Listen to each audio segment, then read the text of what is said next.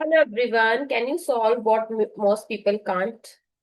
What people do 1 minus 7 as negative 6, 1 minus 5 as negative 5 and 6 times 5 as 30 and negative negative is positive 30.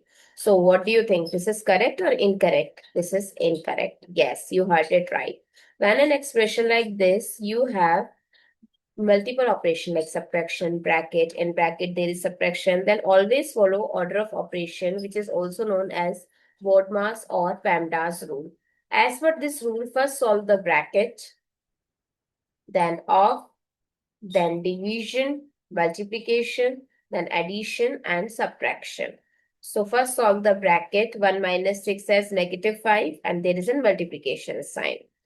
Now we have two operation, multiplication and subtraction. So we have to give priority to multiplication. Multiplication is between 7 and negative 5. 7 times 5 is 35 with negative sign and negative negative is positive and 1 plus 35 is 36. So what is the correct answer? 36, not 30. I hope it's clear and you find it useful. So don't forget to share your feedback through like, share, comment and subscribe to my channel. Thanks for watching. See you in the next video.